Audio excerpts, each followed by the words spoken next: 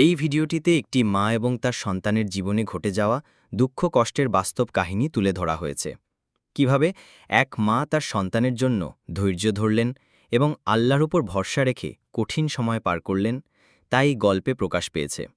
ভিডিওটি আপনার অন্তরকে ছুঁয়ে যাবে ইনশাআল্লাহ। ভিডিও ভালো লাগলে অবশ্যই চ্যানেলটি সাবস্ক্রাইব করুন এবং শেয়ার করুন অন্যদের সঙ্গে। মায়ের চোখের অশ্রু। ভূমিকা।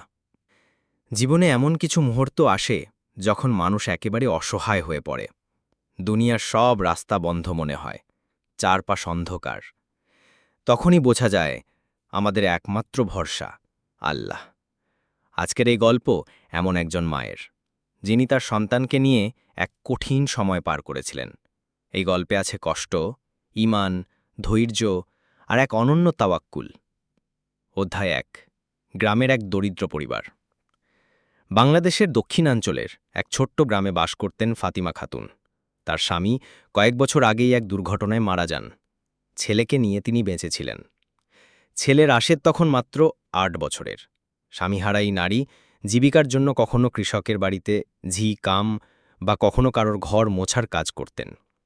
রাশেদের জন্যই ছিল তার বেঁচে থাকা।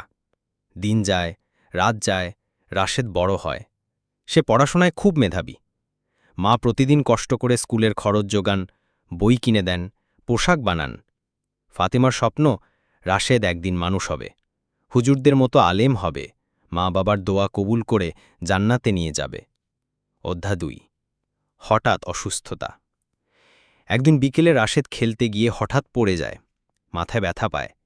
প্রথমে সবাই ভাবে সাধারণ আঘাত, কিন্তু ধীরে ধীরে তার পা দুটো অবশ হয়ে যায়। সে আর হেঁটে চলতে পারে না। ফাতিমা খাতুন ছেলেকে নিয়ে ক্লিনিকে যান। ডাক্তার পরীক্ষা করে জানান, আপনার ছেলের স্পাইনাল কর্ডে সমস্যা হয়েছে, উন্নত চিকিৎসা দরকার। কিন্তু উন্নত চিকিৎসা মানে টাকা, অনেক টাকা, যেটা ফাতিমার কাছে নেই।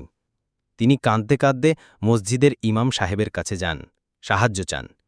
ইমাম সাহেব মাইকে ঘোষণা দেন, এই বিধবা মায়ের ছেলেকে সাহায্য করুন, আল্লাহর রাস্তায় সদকা করুন।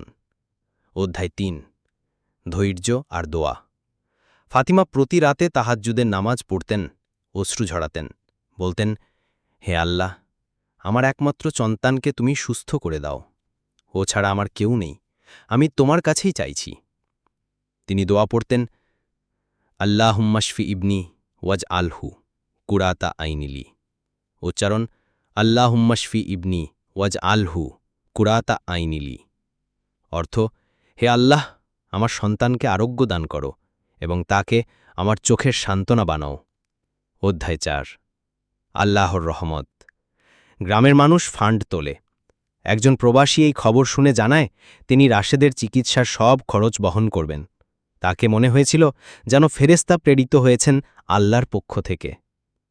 চট্টগ্রামের এক বড় হাসপাতালে রাশেদের চিকিৎসা শুরু হয়। ৬ মাস পর রাশেদ ধীরে ধীরে হাঁটতে শেখে, আর ১ বছর পর সে সম্পূর্ণ সুস্থ হয়। অধ্যায় ৫। রাশেদের নতুন জীবন। রাশেদ পরে কওমি মাদ্রাসায় ভর্তি হয়। হিফজ শেষ করে দওরা পর্যন্ত পড়াশোনা করে। সে একটা বড় ইসলামিক সেন্টারে শিক্ষক হয়। মাদ্রাসায় বাচ্চাদের কুরআন শিক্ষা দেয়। একদিন সে খুতবা দেয় জুমার নামাজে। সেখানে বলে, আমার মা ছিলেন আমার জীবনের সবচেয়ে বড় দোয়া। তার চোখের অশ্রু, তার তাহাজ্জুদের নামাজ আমাকে ফিরিয়ে এনেছে। আজ আমি তার জন্যই বেঁচে আছি। মসজিদের সবাই তখন কাঁদছিল। শেষ কথা, আল্লাহর রহমত কখনো বন্ধ হয় না। তিনি আমাদের পরীক্ষা করেন। ধৈর্য ধরলে, সবর করলে আর সঠিকভাবে দোয়া করলে আল্লাহ সেই দুঃখ কষ্ট দূর করে দেন ইনশাআল্লাহ। এই কাহিনীটি ছিল একটি মায়ের চোখের অশ্রু নামে একটি ইসলামিক বাস্তব গল্প। ভিডিও ভালো লাগলে চ্যানেলটি সাবস্ক্রাইব করতে ভুলবেন না।